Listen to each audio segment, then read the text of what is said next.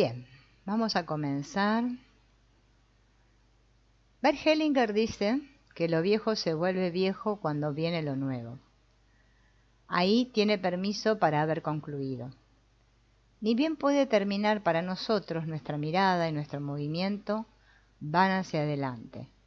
Si nos detenemos en ese movimiento, también lo nuevo se detiene. En lugar de venir, para. Lo nuevo, que parece que hace que lo viejo sea viejo, le quita su tiempo y sus posibilidades. Cuanto antes nos sintonizamos con lo nuevo, tanto antes lo viejo queda atrás. Queda atrás sin retrasar lo nuevo y sin obstaculizarlo. ¿Lo viejo pasó totalmente entonces? A través de lo nuevo tiene sus días contados. Por más precioso y valioso que haya sido para nosotros, solo si se incorpora a lo nuevo, se incorpora como algo viejo y al mismo tiempo sigue quedando en lo nuevo y puede seguir teniendo un efecto en lo nuevo. Ni bien algo debe madurar eternamente, ya es viejo. Debe mantenerse en el tiempo como algo viejo, sin hacer lugar a lo nuevo. Solo en lo nuevo puede quedarse para nosotros durante un tiempo, eso sí, en comparación con lo nuevo, como menos en lugar de más. Lo nuevo renueva lo viejo, reemplaza a lo viejo solo, perdón, hasta que a su vez también hace lugar a lo nuevo que aparece. Lo viejo continúa en lo nuevo y al mismo tiempo florece en él. ¿Hacia dónde va nuestra mirada y hacia dónde va nuestro movimiento cuando continúan avanzando? Se alejan de lo viejo hacia adelante. Sin embargo, lo viejo sigue presente en lo nuevo, presente como nuevo, presente durante un tiempo. Acompaña a lo nuevo y junto con lo nuevo va más allá de eso nuevo que pronto será viejo, hacia un movimiento en el que todo se hace más de manera nueva y nosotros en él. Acá cuenta que compartió con sus compañeros la fuga que planeaba. Cuenta que formaban una comunidad muy unida en la cual uno podía confiar en el otro. Y mientras cargábamos un tren de suministro, se me iba a armar un escondite en el cual no sería tan fácil que me encontraran. Una vez que el tren había sido cargado, a hurtadillas, me escapé al vagón y me agazapé en el escondite. Con cajas y cartones mis compañeros me habían casi amurallado. Podía estar de pie o sentado, pero no recostarme. Mis compañeros de prisión también me habían preparado una pequeña provisión de alimentos para que no tuviera que pasar hambre durante el viaje. Pero no había posibilidad de hacer mis necesidades. El tiempo en ese agujero oscuro me traumatizó y me persiguió hasta una edad avanzada. Durante muchos años viajando en avión me fue imposible aliviarme, incluso durante vuelos largos. En la cabina me sentía encerrado como en mi escondite. Durante mucho tiempo tampoco pude soportar espacios en total oscuridad. Recién una vez que mi mujer Sophie, durante una regresión, me confrontó con lo experimentado, logré superar el trauma. Mi desaparición no tardó en descubrirse, por supuesto. Se suponía que me encontraba en algún lugar dentro del tren. Durante la noche escuché cómo soldados norteamericanos pasaban por sobre los vagones buscándome. Decían, hay un maldito alemán en algún lugar en el tren. Luego el tren permaneció detenido durante todo un día en una estación de maniobra cercana, sin que yo fuera descubierto, porque además de ese había allí otros 200 vagones más. Finalmente se abandonó la búsqueda, nadie sentía ganas de descargar todo el tren solo para hallar a un prisionero alemán. El esfuerzo y la entrega de suministros demorada como consecuencia no tenían proporción con respecto a mi detención, y además también podía estar en otro vagón. Así el tren finalmente partió. Ese tren, cuenta Hellinger, tardó 6 días en llegar a Charleroi, de Charleroi a Alemania. Cada tanto se detenía. Mis compañeros habían dejado un pequeño hueco en mi escondite desde que podía mirar hacia afuera por una ranura. Y durante una parada miré directamente a los ojos de un soldado norteamericano que patrullaba el andén. Nuestras miradas se encontraron. El soldado prosiguió su marcha y yo respiré aliviado, pero mi alivio no iba a durar mucho tiempo. Después de pocos segundos escuché cómo el soldado daba la vuelta y cómo sus pasos se volvían a acercar a mi escondite. Se detuvo exactamente delante de la ranura frente a mí.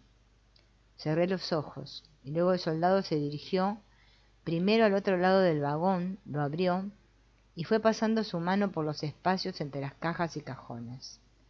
Tal vez esperaba poder sentir mi cuerpo, pero por suerte la construcción que me rodeaba era muy compacta. Finalmente el soldado abandonó, se volvió a cerrar el vagón y el tren continuó su marcha. Bueno, así fue todo el viaje, ¿no? En tren. Y dice, no muy lejos de allí se encontraba el monasterio de los misioneros de Mariannhill. Yo ya había estado bajo su tutela y así hacia allí orienté mi camino. De inmediato se ocuparon de mí y me vistieron con nuevas prendas. De esa manera pude quitarme el uniforme del ejército y moverme libremente y sin peligro por Alemania. Mi huida me había regalado 1 año y medio de vida independiente. Así, poco antes de mi 20º cumpleaños, para mí la guerra y el cautiverio habían pasado. La paz mira hacia adelante, las heridas sanan, los muertos son enterrados, los daños reparados, lo destruido es construido. Por eso dice Hellinger, la paz tiene que ver con límites. Ambos lados llegaron a límites ante los cuales deben detenerse. ¿Cómo? Por agotamiento. El agotamiento y las pérdidas preparan la paz. ¿Puede la paz ser preparada y decidida por comprensión de esos límites en el momento oportuno? Evidentemente no. La paz es un bien precioso y frágil. ¿Qué la salva para que pase un futuro que perdure? Cuando aquellos que tenían el conflicto entre sí se unen en pos de objetivos comunes, de manera que para lograrlo se necesiten y que reconozcan cada vez más que uno depende del otro. ¿Qué es lo que más se opone a la paz? La soberbia. Como que una cosa fuese mejor que otra. Esa soberbia con respecto a todo es lo que alimenta los grandes conflictos. Bien. Dice, comenzó una etapa de vida nueva y decisiva, la vida en la orden y consagración como sacerdote. Esto ocurrió a comienzos de 1946, donde entró justamente al convento de los misioneros.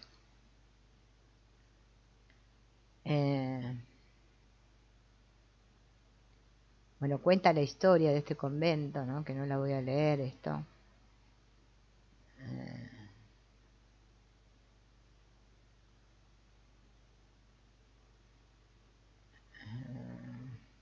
Bueno,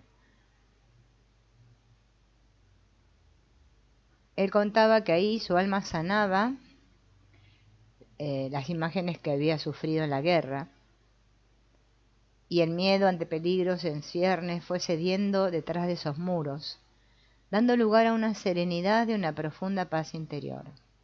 Desde entonces la contemplación y la quietud forman parte de mi vida. Las meditaciones definen el comienzo y el final del día. Antes, cuando estaba en casa, para mí el reposo nocturno finalizaba a las 5.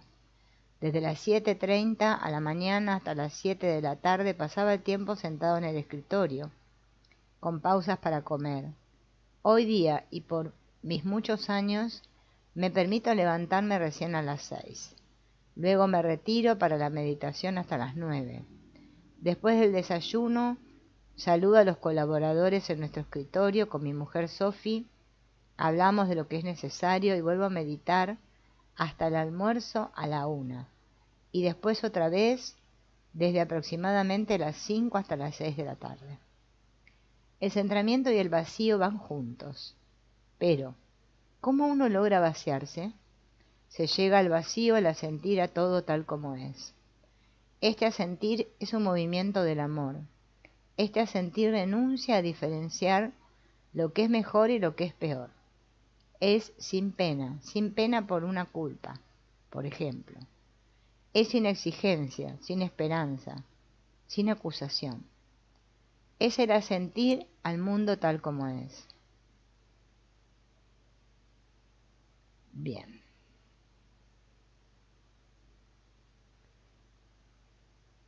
Bueno, en 1952 cuenta acá que fue consagrado sacerdote y al año siguiente fue enviado a Sudáfrica.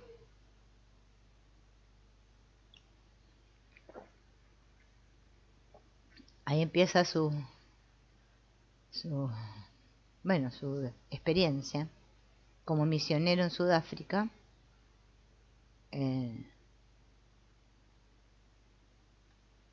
Y bueno, cuenta lo que le sucedió ahí. Era un trabajo cultural, dice, ambicioso. Habla acá de los zulúes, que eran nómades y criaban ganado. Pero las condiciones climáticas, así como la naturaleza del terreno y las reservas de agua, ofrecían mejores condiciones para la agricultura. El cultivo de caña de azúcar, árboles de castaña de cayú y papas, así como piña y bananas, se transformaron en un factor económico importante.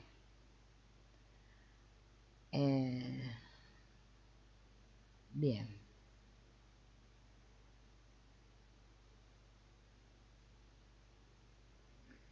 Voy a adelantar un poco esto.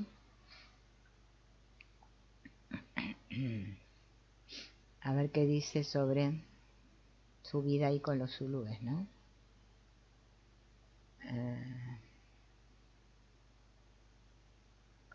Acá cuenta,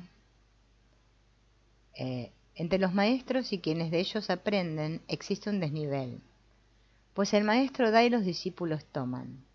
Cuando ese desnivel es aceptado y los discípulos honran y respetan al maestro, es cuando más pueden aprender de él, y él también podrá darles el máximo.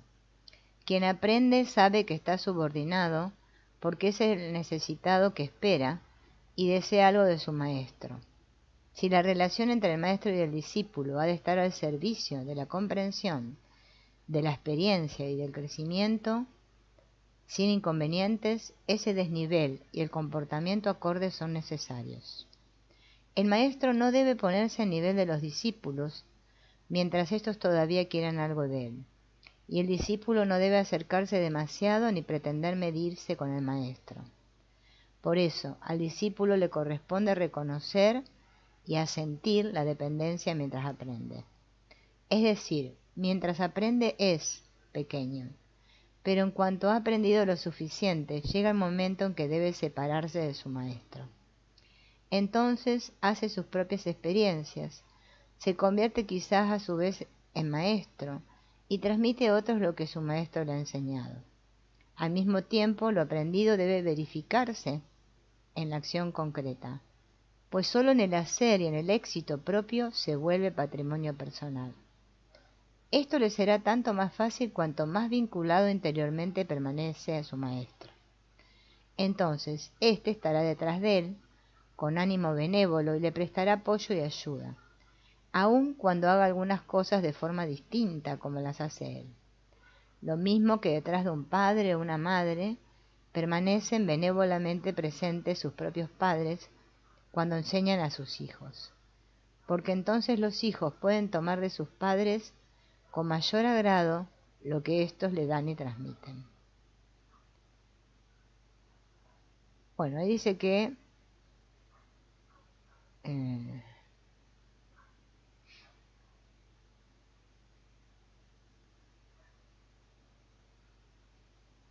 bueno, eso es lo que comentaba él sobre acerca de la relación maestro-alumno.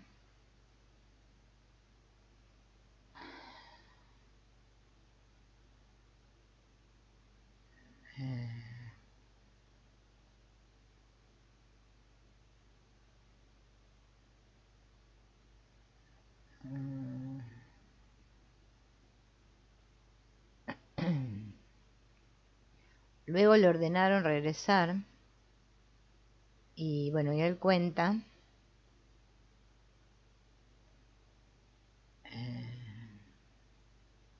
que no le resultó fácil despedirse del lugar porque lo había marcado mucho. Él sintió que ahí maduró y que había enseñado mucho, pero se daba cuenta de que en su vida algo no continuaba, que tomaba otro camino. Renunciaba a lo antiguo y comenzaba algo nuevo, sin mirar hacia atrás con melancolía. Renunciar es difícil, pero la renuncia también desata y libera. Resulta difícil si uno mira hacia atrás, entonces parece que fuera una pérdida, sobre todo si viene impuesta. Pero cuando nos dedicamos a una misión que nos significa mucho, cuando queremos alcanzar una meta que es importante para nosotros, renunciamos a muchas cosas que obstaculizan el cumplimiento. La renuncia es entonces el precio de la ganancia. Hay algo más. Con la renuncia crecemos y por raro que suene, ganamos en equilibrio anímico. Quien no ha renunciado puede poco y sigue siendo un niño. Existe también una renuncia especial, una renuncia que precede a la comprensión y al obrar especial. Esa renuncia es como una iniciación en algo más complejo, algo más profundo, algo sanador.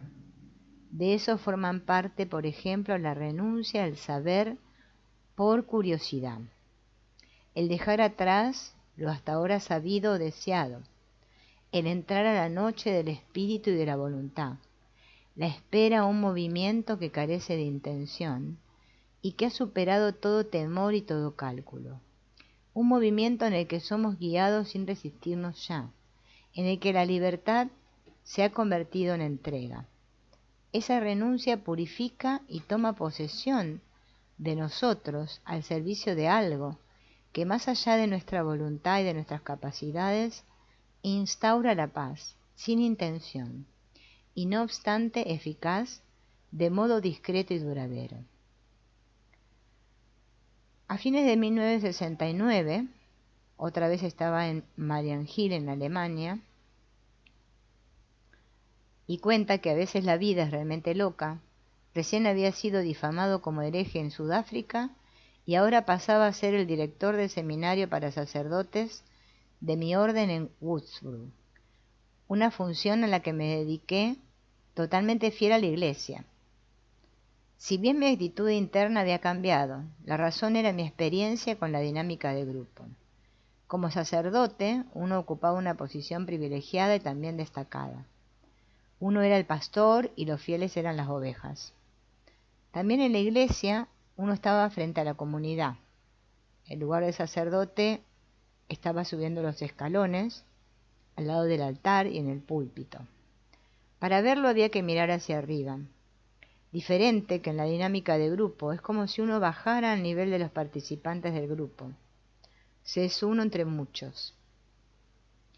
Pero si bien uno depende del grupo y se siente unido a los otros, se puede ejercer una influencia y mantener la libertad de la decisión propia. Esa experiencia me había llevado a crecer internamente. Estando de viaje, bajamos como para poder pasar la noche en algún lugar, y allí encontramos paz. Estamos contentos de haber podido bajar y que se nos haya recibido. Algunos también bajan de un corcel alto y vuelven a la tierra, porque en ese corcel alto no se puede cabalgar durante mucho tiempo. El que vuelve a pisar tierra se siente seguro. La bajada entonces desde una altura. Uno baja hacia allí donde depende de otros y donde es recibido por ellos. Después de bajarse uno se siente mejor, porque solo abajo, una vez que uno bajó, se siente humano. Un ser humano como todos los seres humanos también. Por eso muchos, cuando tuvieron que bajarse, se sintieron aliviados. El bajar les permite continuar avanzando, comenzar algo nuevo y estar unidos a muchos de una manera diferente. En lo que se refiere a lo humano, para muchos bajar sería necesario para volver a sentirse un ser humano entre iguales. Se hacen posibles nuevas relaciones y nuevas acciones. El verdadero bajar es el bajar del yo, el bajar de aquello que a uno lo separó de los otros y que lo alejó. Solo este bajar lleva a que avancemos en lo humano. Esta de la dinámica de grupo, dice él, desempeñaba un papel importante. Una vez uno de los sacerdotes me preguntó si estaba permitido recibir a damas en las habitaciones. En esa época eso era totalmente impensado. Respondí que sin duda yo lo permitiría, suponiendo que los demás seminaristas estuvieran de acuerdo. Por supuesto que el tema había quedado resuelto de inmediato. El proceso, desde la dinámica de grupo en esa instancia, fue que le había transmitido al grupo la responsabilidad con respecto a la decisión. Pero al mismo tiempo, los estudiantes habían comprendido que a mí no me podrían embaucar. Lo mismo hacía con ciertas instrucciones de mis superiores en Roma, que yo debía transmitir a los estudiantes. Siempre los invitaba a presentar ellos mismos aquello que deseaban impartir, porque yo había descubierto los mecanismos de cómo la responsabilidad propia debía ser transmitida a otros. Jamás apareció nadie de Roma, y así también nadie se enteró de las instrucciones. Bueno, 2 meses después de mi regreso a Alemania, el profesor Adolf Daumlin, catedrático de Psicología Clínica, ofreció una conferencia.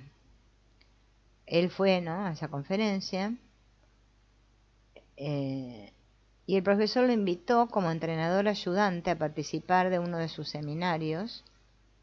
Eso sería el comienzo de su carrera como uno de los líderes en dinámica de grupo en Alemania. Yo mismo ofrecía cursos y fui nombrado entrenador del Círculo Alemán de Trabajo en Dinámica de Grupo y Psicoterapia Grupal. Pero él sentía que todavía le faltaba mucho. Participó de cursos de psicología, comenzó psicoanálisis para él. Internamente me había ido alejando cada vez más de la orden. Para la Iglesia y por ende también para la orden, los ideales a menudo eran más importantes que el ser humano. Y con ese conflicto interno participé del primer congreso de dinámica de grupo, donde conocí a Ruth Kohn, la creadora de la interacción centrada en el tema. Este método terapéutico y pedagógico del trabajo grupal se basa en la idea de un aprendizaje de por vida y posibilidades psíquicas de evolución. Según este abordaje, estando centrado, uno reconoce intuitivamente qué se debe hacer en el momento presente.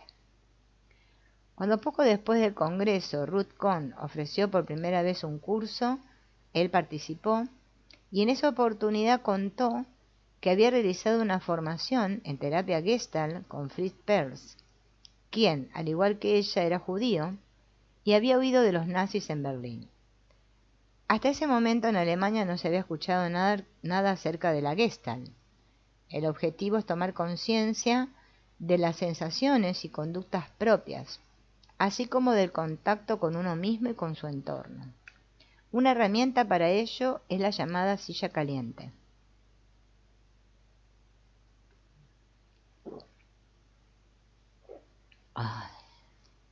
Aquel que toma lugar allí debe responder conforme a la verdad a las preguntas del terapeuta. Bueno, Ruth Kohn preguntó quién se quería sentar en la silla caliente y Hellinger fue. Mientras Ruth trabajaba conmigo, vi de repente un futuro diferente ante mí. Un futuro sin la orden. La frase clave al final de esa sesión fue: me voy. Luego tuve que colocarme enfrente a cada uno de los participantes y repetir esa frase. Fue una experiencia increíble y repentinamente sabía con certeza que iba a salir de la orden. Bien. La salida, como medida táctica, lleva de la estrechez a la amplitud. Es necesaria cuando hay algo que nos obstruye el camino. Y nosotros, para sobrevivir y volver a obtener nuestra libertad, debemos buscar un camino nuevo. Pero no lo buscamos tanto con violencia, porque esas salidas desafían las fuerzas limitantes en defensa propia. las buscamos más bien secreta y estratégicamente, por ejemplo, esperando el momento apropiado y las circunstancias propicias. También esperamos que las fuerzas limitantes vayan demasiado lejos y por ese motivo pierdan fuerza y disponibilidad como para oponerse a nosotros. De repente ya no estamos disponibles, nos hemos orientado en otra dirección y hemos ganado seguridad y sostén. Para las fuerzas que buscan coartarnos estamos tan alejados que ya no nos pueden alcanzar. ¿Cómo empieza la salida? Con el espíritu. Comienza con la decisión de dejar atrás algo que nos tenía aprisionados. También la seguridad que aún podríamos esperar.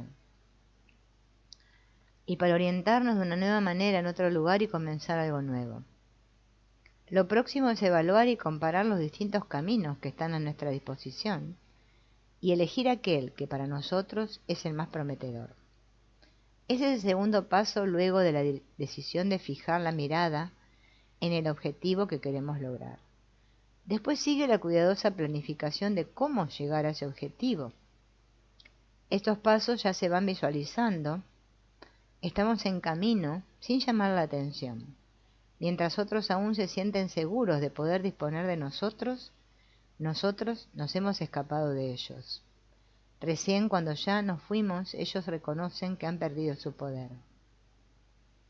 ¿Cómo hacemos para que nuestra salida táctica sea segura? No llamando la atención, es decir, sin una sensación de triunfo o de superioridad. Estamos en otro lugar, independientes y libres. Pero, ¿qué reflexiones me habían alejado cada vez más de la orden y del sacerdocio? Para explicarlo debo remontarme un poco más atrás, aunque sea solo para protegerme de malos entendidos, ya que un sacerdote que deja su cargo siempre es observado con un tipo de curiosidad fascinada, como alguien que durante mucho tiempo permaneció en un mundo lejano y secreto.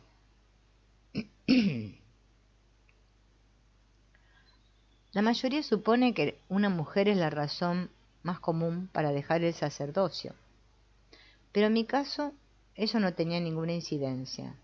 Para mí estaba en primer lugar la imagen de Dios de la Iglesia con la que ya no podía estar de acuerdo, porque el Dios verdadero, esa fuerza oculta e infinita, que es el origen de todo y que en todo momento nos mantiene en existencia, para mí en ese entonces, incluso hoy, es un Dios de plenitud.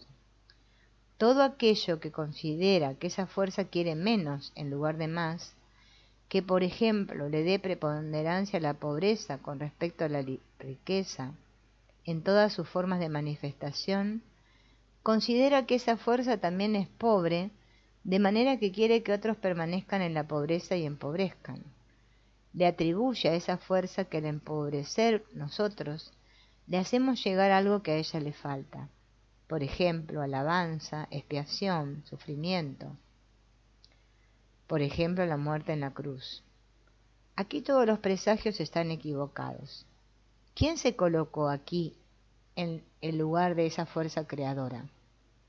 ¿Quién sometió esa fuerza como que ella lo necesitara a él, en lugar de que él la necesite a ella? ¿Cómo se pudo llegar a invertir la realidad creadora?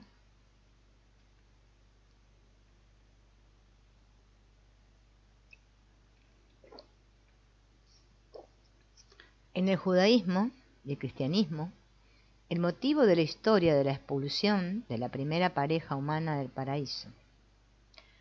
¿Qué se adujo como razón para esa expulsión? Los humanos comieron del árbol del entendimiento, reconocieron la diferencia entre el bien y el mal. En el mismo momento se dieron cuenta de que estaban desnudos. Se reconocieron como hombre y mujer. ¿Cuál fue el resultado? Se reconocieron de una manera que la mujer quedó embarazada por el hombre. Se volvieron creativos y de esa manera iguales a la fuerza creadora primigenia.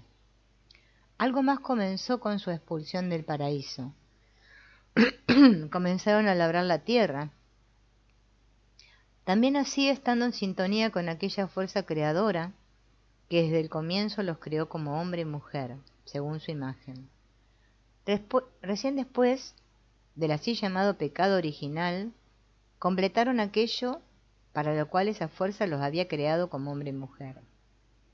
Eso explica por qué muchos cristianos ven el gran pecado precisamente en aquello que los hace volverse uno creativamente como hombre y mujer, considerando que abstenerse de ese pecado los lleva a reconciliarse con esa fuerza primigenia y volverse uno con ella. Aquí está todo cabeza abajo. ¿Dónde queda la sintonía con esa fuerza creativa primigenia cuyos movimientos creadores continúan infinitamente, sobre todo en y a través del ser humano? ¿Dónde encontramos entonces al Dios desconocido? ¿Saben dónde? En la plenitud de nuestro cuerpo, con todo el deseo que nos regala cuando en él, en todos los aspectos, experimentamos esa fuerza creadora en acción. Experimentamos esa plenitud en todo aquello que nos pone en sintonía con todo lo que existe, que logramos creativamente con el deseo. Por ejemplo, en el ámbito del espíritu, en todo gran arte, en una música elevada en todas sus expresiones, en la abundancia de nuevos entendimientos acerca de los secretos del cosmos, con los cuales siempre nos suponemos recién comenzando, por más avances que aparentemente se hayan logrado.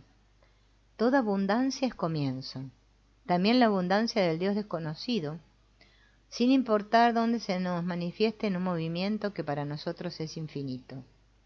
Ante esa abundancia quedamos mudos. No importa cuán lejos parezca avanzar esa comprensión, en su infinitud para nosotros parece siempre como vacía. Lo que contribuyó a que me alejara más de la imagen de Dios, de la Iglesia, fue que cada vez me surgían más pensamientos acerca de la función especial de los sacerdotes. Según el concepto general, los sacerdotes están al servicio de Dios. Ellos proclaman su voluntad. A través de ellos, Él se hace presente para sus fieles. Por otra parte, los sacerdotes están al servicio de sus seguidores. Se presentan en representación de ellos ante Dios. Piden su bendición y vuelven con sus instrucciones y mandatos. Es decir, que los sacerdotes se encuentran entre su Dios y sus creyentes. Por ese motivo, para los creyentes en general, el acceso a su Dios se da a través de los sacerdotes. Dios no habla a sus fieles directamente, habla a través de los sacerdotes. Por esa razón, los movimientos místicos que creen encontrar una relación directa con Dios y los últimos secretos resultan difíciles de aceptar para las religiones establecidas y sus sacerdotes. Se mueven más allá de ellos, sin hacer uso de sus servicios de mediación, sin temor ante ellos y sin dependencia. Otra función de los sacerdotes fue y sigue siendo ofrecer sacrificios a Dios. En un comienzo eran sacrificios humanos, sobre todo el sacrificio de niños, para reconciliar a Dios con los seres humanos, para que Él siga mirándolos con buenos ojos. Más adelante eran sacrificios de animales. Eran carneados y en un altar eran quemados o asados en el fuego. Con su ayuda se lo mantenía con vida. Es posible suponer que anteriormente sucedía lo mismo con los sacrificios humanos. Y después se vislumbra una imagen de Dios como caníbal. Más adelante, dado que esa imagen parecía demasiado cruel, fueron surgiendo otras ideas que se superpusieron e hicieron que pasara a otro plano.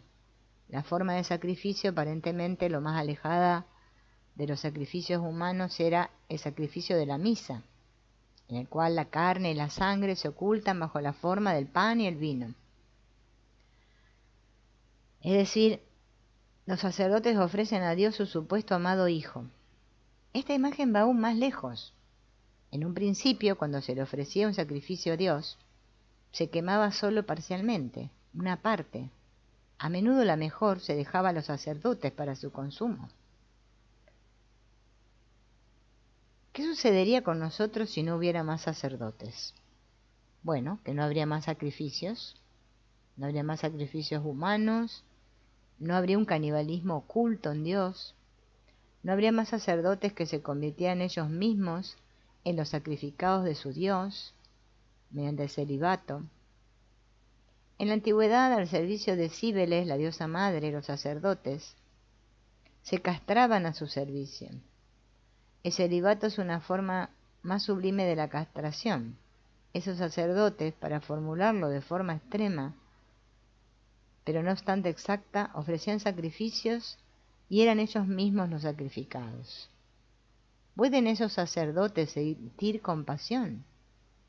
¿O, en caso de ser necesario, deben volverse tan crueles como el Dios a cuyos servicios se encuentran? ¿Al servicio de qué Dios están esos sacerdotes a través del celibato? Ese Dios es un hombre, es nuestro Padre, como lo llamaba Jesús, ¿o hay una diosa madre que ocupó el lugar de él? ¿Qué es la veneración de María, la llamada Madre de Dios, sino una veneración de una diosa madre? En la conciencia de los fieles, ella ocupó en gran medida el primer lugar, sobre todo allí donde a los sacerdotes se les exige el celibato.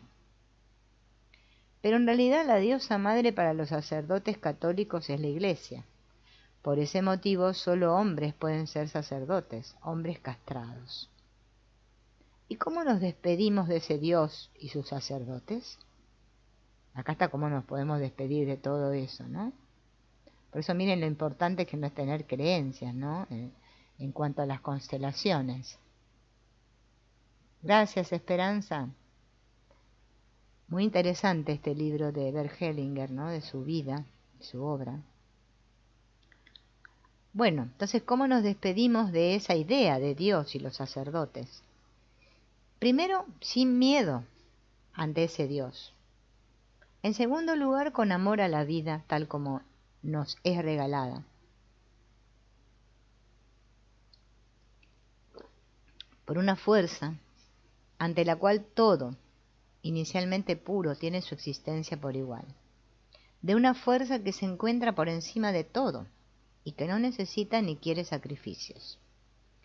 En tercer lugar, con entrega a la vida tal como es, regalada a cada uno de nosotros, tal como nos es regalada directamente por esa fuerza, esa vida que esa fuerza en todo momento mantiene en existencia. En cuarto lugar, en el amor a todo y a todos, también a los fieles y sus sacerdotes, sin elevarse por encima de ellos. También ellos son amados por esa fuerza como todos. En quinto lugar, con humildad, porque sin importar lo que pensamos de esa fuerza, y sin importar cómo nos dirigimos a ella, es y sigue siendo insuficiente y limitado. Claro que la manera en la que pensamos y honramos esa fuerza hace una diferencia en nuestras relaciones con todo tal como es, sobre todo con otras personas. Este pensar y este honrar están al servicio de la paz y la reconciliación con todos, sin sacrificios y sin sacerdotes. Están al servicio de la paz y la reconciliación con aquel Dios oculto. Obran todos con un amor que supera creativamente todas las diferencias que nosotros establecemos. Este amor está dirigido hacia cada uno, sin sacrificios, sin sacerdotes. Está presente en el corazón de cada ser humano, con un amor que abarca todo. Con ese ser humano y con todo tal como es, se vuelve uno con amor. Traté de describir en una historia lo que ese cambio nos exige. La historia se llama El otro Dios. Un hombre en sueños escuchó la voz de Dios que le decía: levántate, toma tu hijo, tu único y bien amado hijo, y llévalo al monte que te indicaré, y ofrécemelo en sacrificio. Por la mañana el hombre se levantó, miró a su hijo único y bien amado, miró a su mujer y miró a su Dios. Levantó al niño, lo llevó al monte, construyó un altar, le ató las manos y sacó el cuchillo para sacrificarlo. Y en ese momento escuchó otra voz, y en lugar de su hijo sacrificó un cordero. ¿Cómo mira el hijo al padre? ¿Cómo el padre al hijo? ¿Cómo mira la mujer al hombre? ¿Cómo mira el hombre a la mujer? cómo miran ambos a Dios y cómo Dios, suponiendo que exista, los mira a ellos. En otro lugar, otro hombre también, en sueños, escuchó la voz de Dios que le decía: levántate, toma a tu hijo, tu único hijo y bien amado hijo, y llévalo al monte que te indicaré, y ofrécemelo en sacrificio. Por la mañana el hombre se levantó, miró a su hijo único y bien amado, miró a su mujer, miró a su Dios, y le respondió de frente: no lo haré. ¿Cómo mira el hijo al padre? ¿Cómo mira el padre al hijo? ¿Cómo la mujer al hombre? ¿Cómo el hombre mira a la mujer? ¿Cómo miran ambos a Dios? ¿Y cómo Dios, suponiendo que exista, los mira a ellos? Sí, mucho tiempo antes de que las tribus israelitas invadieran Canaán y se apoderaran del territorio, existía allí una fe religiosa muy difundida, según la cual los padres aseguraban su vida y su futuro si sacrificaban uno de sus hijos a su Dios. En general era el primogénito. El santuario original en el que esos niños eran sacrificados, después de cuidadosas excavaciones, puede ser visitado. En su centro se encuentra un masivo altar de piedra en el que evidentemente se sacrificaban y quemaban varios de estos niños al mismo tiempo. Caminé alrededor de ese altar y pensé en esos niños con amor. Ese testimonio, muy anterior a que los conquistadores israelíes tomaran el territorio, también nos recuerda la muerte en sacrificio de Jesús en honor a su Padre en el cielo. También aquí existe la idea en la Iglesia que todos aquellos que creen en Él fueron redimidos de sus pecados por su muerte en la cruz, porque a través de ese sacrificio Dios se reconcilió con nosotros y nosotros tenemos asegurada su gracia. Aquí me apresuré. Antes, después de la toma del territorio entre muchos israelíes, también era costumbre sacrificar el primogénito a un dios. Ese dios se llamaba Moloch. Tenía un templo cerca de Jerusalén. En su interior se encontraba una estatua suya en forma de horno. Allí los padres llevaban a sus primogénitos y, con sonoros cánticos, arrojaban los niños al fuego del horno de ese dios. Con los cánticos tan ruidosos se buscaba tapar los gritos de sus hijos. Hubo muchos profetas que estaban muy en contra de ese culto. No obstante, se mantuvo durante mucho tiempo, hasta el fin de Jerusalén por la ocupación de los babilonios. La pregunta es, ¿ese culto también se mantiene entre los cristianos? Evidentemente sí, pero oculto detrás de un velo, como ritual devoto. Los cristianos creyentes entonces dicen que consagran un niño a Dios, también aquí con la idea de llamar así a que descienda la bendición de Dios para ellos. Una forma extrema detrás de la cual esta idea se oculta es la muerte como mártir. Debe resultar extraño hasta qué punto los mártires son venerados en la Iglesia de manera que incluso sus reliquias traen salvación para los creyentes. Aquí me remito a las formas tradicionales de consagrar un hijo a Dios, por ejemplo, la de enviar una hija al convento. Ahí las jóvenes vírgenes consagradas incluso aparecen como novias de Cristo y consagradas a Dios en una boda sagrada. Eso sí, renunciando a un novio terrenal y a tener hijos propios. Sin embargo, los padres estaban orgullosos de esos hijos, ya que a través de sus sacrificios llevaban la bendición de Dios a ellos.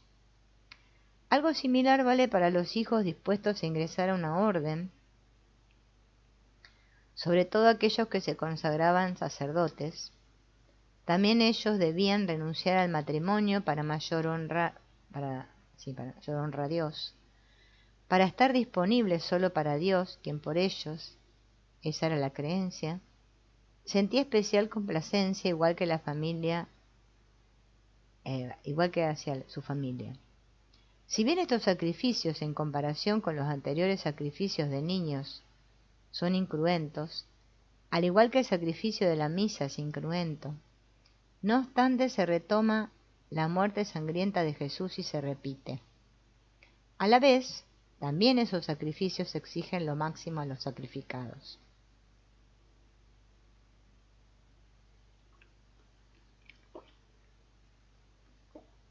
No obstante, esa idea de sacrificio de personas también tiene lugar en otros ámbitos, de manera similar. En estos casos incluso de manera sangrienta. Cuando los soldados alemanes salían a la batalla, cantaban, por ejemplo, Alemania, míranos, te dedicamos la muerte como el acto más pequeño. Una vez que saluda nuestras filas, nos convertimos en la gran siembra. La pregunta es, ¿cuáles son los mitos que aquí siguen actuando? ¿Estamos a salvo de ellos?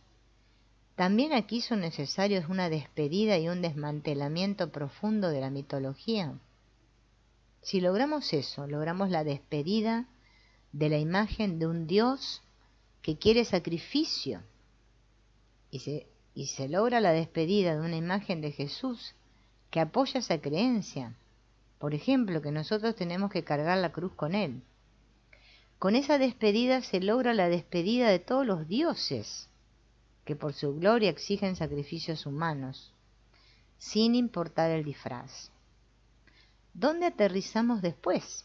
Aterrizamos más allá de esos dioses, en otro amor, un amor que no quiere sacrificios y que no los necesita. La pregunta es, ¿cuántos sacrificios estábamos dispuestos a hacer y cuánta renuncia estábamos dispuestos a practicar para reconciliar a un Dios?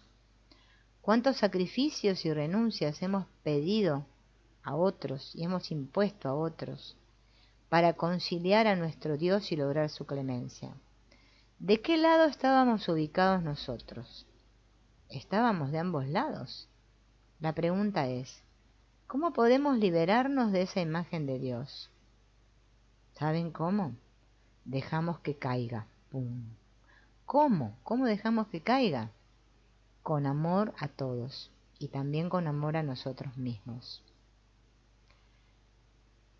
Luego de su comprensión, dice Hellinger, de la silla caliente, mi amigo, fallecido en 2016, el padre Hermann Stenger, profesor de psicología, que trabajaba en la dinámica grupal, me consiguió en Viena un lugar para análisis de magisterio, que comencé pocos meses después y que era parte obligatoria de la formación en psicoanálisis.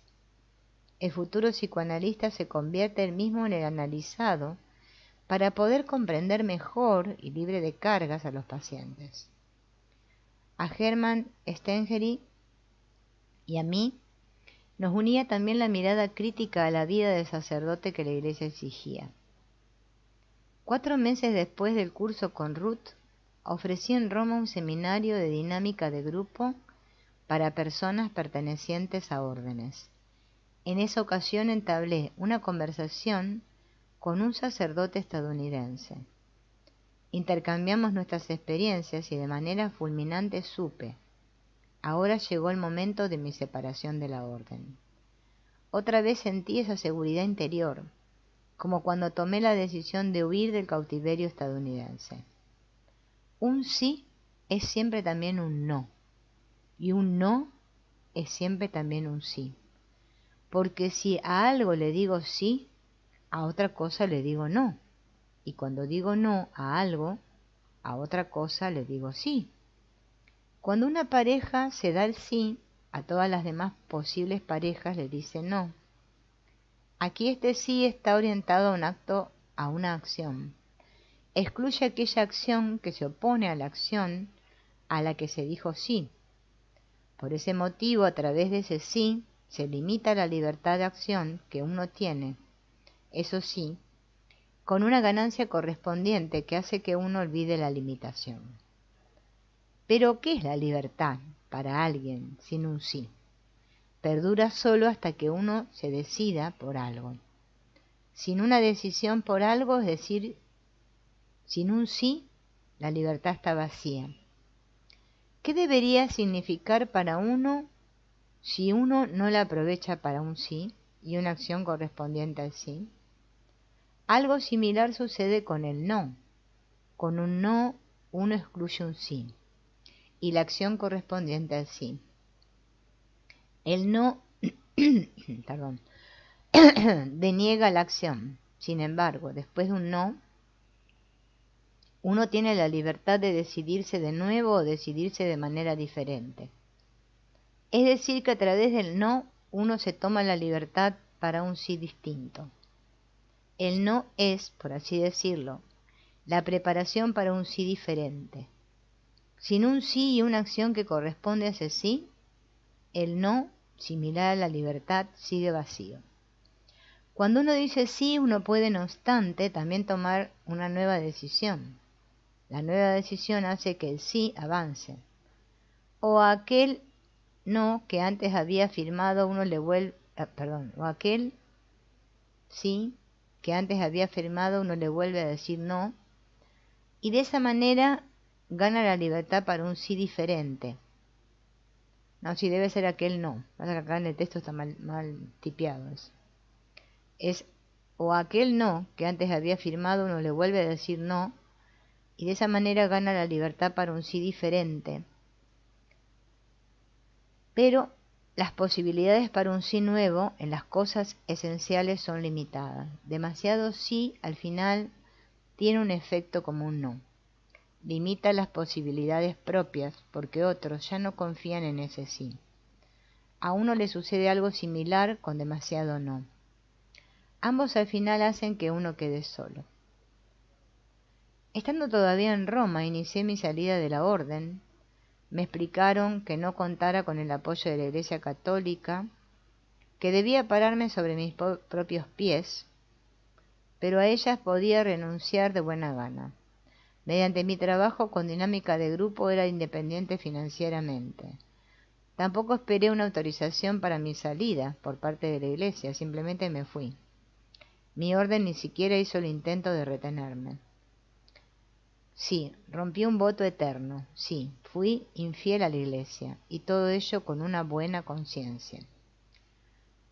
La lealtad resulta de un vínculo, está de acuerdo con límites ya existentes, actúa dentro de esos límites y es confiable. Si dentro de esos límites es recíproca, se asegura la pertenencia, profundiza el vínculo con otros y a la viceversa. Es decir, que es un bien valioso.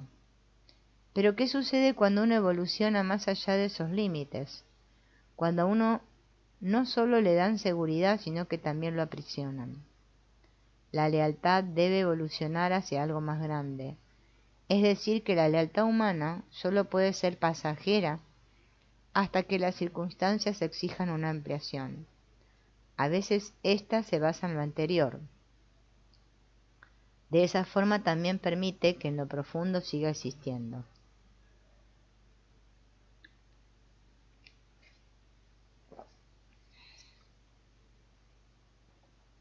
En ese caso, la evolución ocurre sin un quiebre grande. Por ejemplo, cuando el hijo, aunque haya creado su propia familia, queda vinculado con su familia de origen amorosamente. Pero a veces esa evolución también exige la despedida de algo anterior. Dejar atrás algo que no solamente ya pasó, sino que ha comprobado ser insuficiente o equivocado. A muchos soldados les ocurrió eso al volver a sus hogares después de la Segunda Guerra Mundial, teniendo que reconocer que la lealtad que se les había exigido a ellos y a sus enemigos a menudo solo traía desgracia, que les había exigido algo grave y a menudo también algo criminal. La lealtad ciega y la obediencia ciega no solamente impiden todo tipo de evolución, sino que también paralizan. La lealtad verdadera, por su lado, es leal al todo de la realidad. Va más allá de la lealtad a una persona individual o a un grupo determinado, e incluye a otros según las circunstancias y la tarea vivenciada. Sí, incluso de cierta manera va más allá de la lealtad a sí mismo, por ejemplo, más allá de la lealtad hacia el pasado propio y lo que se llama carácter. Esa lealtad solo es confiable con respecto al todo más grande, pero no en el ámbito más estrecho. Por ese motivo, todo avance decisivo con respecto a aspectos morales, políticos, religiosos y humanos comienza con ir más allá de límites anteriores, comienza con una despedida o una deserción y a veces con una deslealtad. Pero entonces es siempre un avance hacia algo más grande y por lealtad a una comprensión, a una realidad reconocida como diferente y a la tarea que resulta de ella. Y ahora vamos a decir una palabra con respecto a la lealtad obligada, por ejemplo, como una simple promesa o un sí o un no resultan insuficientes y en su lugar se da un juramento, un voto. Lo vemos en la corte judicial, cuando se le pide una declaración bajo juramento. De eso forman parte la jura, por la Constitución, por la bandera, por la función en la Iglesia, algo tan perverso como la jura antimodernista mediante la cual alguien debe comprometerse a no adherir a ciertas enseñanzas o comprensiones. Estrechamente relacionados están los votos, por ejemplo, los votos de una orden con respecto a la pobreza, la castidad y la obediencia. Y en algunas órdenes, adicionalmente, la obediencia absoluta frente al Papa. En ese caso son votos eternos que vinculan de por vida y que de esa manera deben impedir y prohibir toda evolución posterior. Estos juramentos o votos son exigidos como condición para poder pertenecer, y quien se niega no tiene permiso para hacerse miembro. Pero, ¿por qué esos juramentos y votos? ¿Por qué no son suficientes una simple confirmación o una promesa? Jesús le dijo a sus discípulos: sea vuestra palabra sí, sí, no, no. Todo lo que pasa de esto de mal procede. ¿De qué se trata entonces el juramento o el voto? Al hacerlo se toma contacto con un Dios vengativo, que debe infundir miedo, cuyo castigo se ha de temer, y se quiebra el juramento o el voto. Pero Dios no exige de nosotros que mantengamos un juramento así o un voto. Tampoco permite ser usado como testigo ante una declaración o promesa. Aquel que exige juramentos o votos quiere intimidar a un subordinado, como si tuviera a Dios de un lado y como si Dios fuese su sometido. No puede existir un Dios así. Quien se dirige a Él de esa manera o quien a alguien quiere obligar a dirigirse a Él de esa manera se coloca por encima de Dios. Por ese motivo, todos esos juramentos o votos, cuando van más allá de una sencilla promesa o una aseveración, son nulos. Ya que aquí hablamos obligadamente de Dios, según imágenes humanas, podríamos y tendríamos permiso tal vez para también decir: Él le debe a su honra no permitir ser considerado al servicio de ese tipo de juramentos o votos. Y si aquí hay alguien que merece un castigo, no son aquellos que quiebran un juramento así, o ese tipo de votos, sino aquellos que los exigen y demandan. Solo aquel que, ante el Dios venerado aquí, tiene la valentía de quebrar esos juramentos o votos y no subordinarse a las promesas o juramentos de otros, es leal a lo humano más grande y a lo divino. Aquí me permití ser arrastrado para hablar de lo divino de una manera que sería indigna, incluso con respecto a los seres humanos. Ahora quiero distanciarme, expresarme y hacer una reverencia con respecto ante aquello que para nosotros, si bien lo vislumbramos, no debe permanecer insondable e imposible de captar en palabras. Ya no era sacerdote, ya no era hermano de una orden, y sin embargo, recién en este momento me convertí en verdadero sacerdote.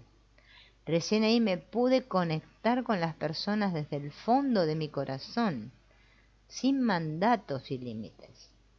En ese sentido, seguí siendo un sacerdote durante toda mi vida. Bellísimo esto, ¿eh? Muy profundo. Bueno, vamos a dejar por aquí. Voy a marcar porque ya veo que para la próxima ya me olvidé dónde quedé. Bueno,